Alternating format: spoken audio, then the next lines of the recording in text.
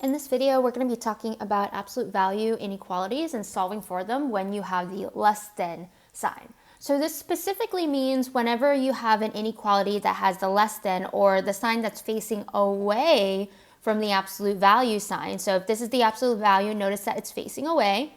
If that's the case, then you want to write the equation with the negative and the positive number as one equation with two inequality signs. So let me highlight that. So whenever we have a less than sign, you want to write it with one equation with two inequality signs. So this is when it's facing away, you'll need one equation. Let me show you what that's going to look like.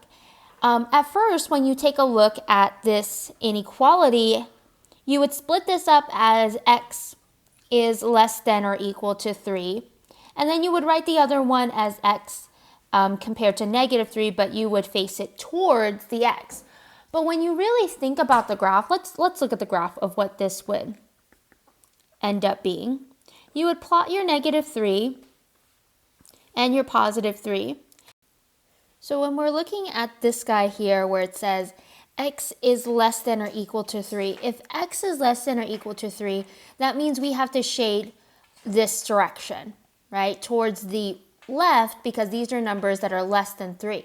But hold up, this also says x is greater than or equal to negative 3. That means from negative 3, we need to shade this way to the right because x is bigger. So that means that x is between negative 3 and positive 3, because x can't be smaller than negative 3 because x is bigger than negative 3, but x can't be bigger than positive 3, so it has to be between these two numbers. But when I look at this graph here, that shows an inequality of, let me rewrite inequality. So this can be described as x is between negative 3 and positive 3. Well, if that's the case, I don't want to write it as two separate equations. I might as well write the equation as one equation using two inequality signs. So let me kind of clean this up in a nice package for you guys. Essentially, anytime the inequality sign faces away from the absolute value, essentially rewrite the equation as x is less than that positive number, but then behind it, write the negative version and the inequality facing the facing the x. So essentially, when I saw this problem, I could have wrote this problem as putting that negative 3 at the end of it and then dropping the absolute value. And then trying to solve the problem. So I can turn it into a compound inequality when I drop the absolute value. So I hope that makes sense, but let's do some practice problems so we get into the rhythm of those things. So let's taking a look at example 2 here. Notice that the absolute value is facing away, so that means that you are going to be writing this as one equation because it's facing away. So what we'll do here is we'll drop down the 2x plus 1 because this absolute value is already by itself, so we can drop that down. And so the right side will have the positive version, whereas the left side will have the negative version. And so from here, this is just that compound inequality where we'll try to get the x by itself. So we need to move over the 1 first. So we'll subtract 1 to both sides. So we're left with 2x in the middle. This side is 7 minus 1, which is 6. Negative 7 minus 1 is negative 8. And then we have to divide by 2. So that would cancel. And so I'm dividing by a positive 2, so I don't have to switch the signs. Negative 8 divided by 2 is negative 4. And 6 divided by 2 is 3. And there we go. X is by itself now in the middle, so we're done. We have our inequality, but it also wants the interval notation. So we're not quite all done. We need the interval notation. So for me, it helps if I draw like a graph to kind of show. So this is at negative 4 and 3 with a closed circle, since there is a line underneath. And x is between these two numbers, so I would shade between. So this kind of shows me that the interval notation is a bracket from negative 4 to positive 3. And so this would be my interval notation. And there we go. Now for this next one here, I want you to notice that this absolute value is not by itself. There is a positive 6 here, so we need to move it to the other side first. So let's subtract the 6 over. Now the absolute value is by itself, and then this side here is 17 minus 6, which is 11. So now that it's by itself, we can still see that the inequality is facing away. So anytime it's facing away, there is one equation. So we're going to rewrite this as 5 minus 2x is less than 11, but it's also greater than negative 11. So on the tail end here, I'm going to add in the negative 11 and then try to get the x by itself in the middle. So I need to move over the 5 first by subtracting the 5 to both sides.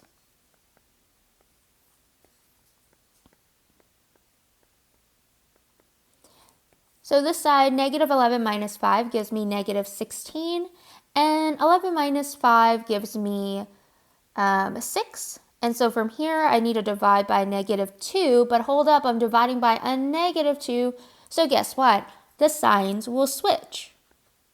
And so that means negative 16 divided by negative 2 makes a positive, and so that's a positive 8, whereas this side, 6 divided by negative 2, is negative 3. And then the x in the middle drops.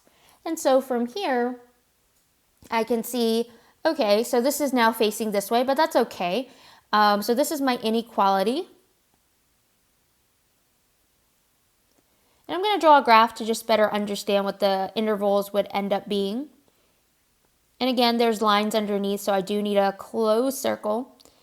But it says that x is between negative 3 and 8, so that'd be shading between. So looking at this picture, I can see that the interval is between negative 3 and 8.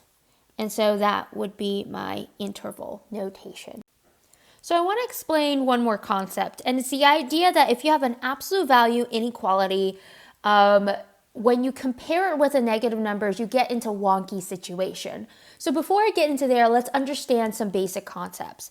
When we're talking about an absolute value, when something's an absolute value, it always comes out as a positive value or a positive number, right? Well, in this case, when you have inequalities, that arrow is facing towards the bigger number. So this one right here is saying that if you have an absolute value, doesn't matter what x is, if x is less than negative a, where a is some number, then there is no solution. Let's just think about what that meant. It's saying that basically if you had an absolute value, and let's say it was being compared to, I don't know, like a negative 8, some sort of negative number. Let's just try to understand, does this even make sense? Absolute values always give positive numbers, and positive numbers can't be less than a negative number. This is saying that negative 8 is bigger than a positive number, which it can't be true, because negative numbers are always behind positive numbers. So that's why this is saying that there's no solution for this, because this can't ever be true. Whereas if you had the opposite happen, if you had an absolute value and it said it was greater than a negative number, then this is always true, because positive numbers are always bigger. So let me just rephrase that with an example. So this is saying, like, if you had an absolute value and you compared it with the negative 8, then the absolute value is greater. Well, it doesn't matter what x I stick in. This will always be positive, and positive numbers are always bigger than negative numbers. So it doesn't matter what x values that I plug in. If that's the case, that means that x can be all real numbers or any numbers, and it would satisfy this comparison. And so when you are in the situation, you have to see if you have a negative number on the opposite side of your absolute. So let me show you a few examples you can get into. So like this one here is a great example. The absolute value is already by itself. So when we look on this side here, it's a -2. Now this is facing away. So if the absolute value is facing away, then that means there is no solution, because this is saying that, hey, this positive value is smaller than a negative value, and that can never be true. This is never true. So this is going to be no solution, because x can't ever be a value that would cause this to be smaller than a -2. That's not possible, because anything in an absolute value will always be positive. Whereas this one here, this was not quite by itself yet. This absolute value is not by itself, so I need to move the 2 over. So if I subtract the 2, this would be 3n minus 2 is greater than 1 minus 2 is a -1. Now when I look at this, it's like, oh my goodness, I have a negative number. So now I have to get into these two categories. But this is facing towards the absolute value. So it's saying that the absolute value is bigger than -1. Well, this is always true, no matter what n is going to be, because this absolute value is causing it to always be positive, and positive numbers are always bigger than a negative number. So this is the case where n could be any real number and make this true. So this is all real numbers. So this is saying that n can be whatever number it wants and will always make this statement true. All right, let's just sum up all the different properties that we've talked about, because there's a lot. So I want this table to be helping you understand all the different types of situations you might get into. So the first situation is if you have an equal sign. So if you have an equal sign, let's do like an equals, then this is a situation where x is being split into two equations. So x can equal a positive number or a negative number of whatever's on the right-hand side. If you have this situation where the absolute value is facing away, so this is the away case. Anytime you think of away, I want you to think of one equation. So anytime it's facing, actually I'll write that there, 1. It should be written as one equation where x is less than that number, but x is also greater than the negative number.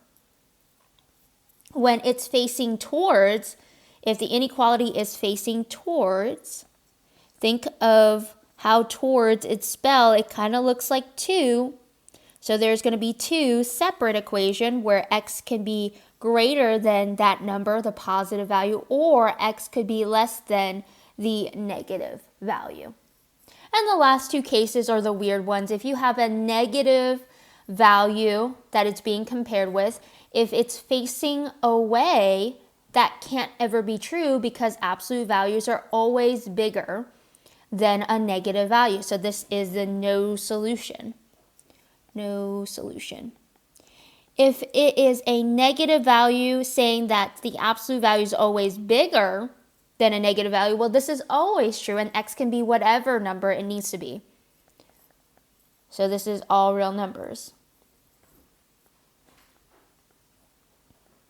And that's it. Hopefully this table sums up everything that we have learned. So from here, try out the practice problems that are down below to help you practice some of the skills that we've learned. Hope you found this helpful. Bye, guys.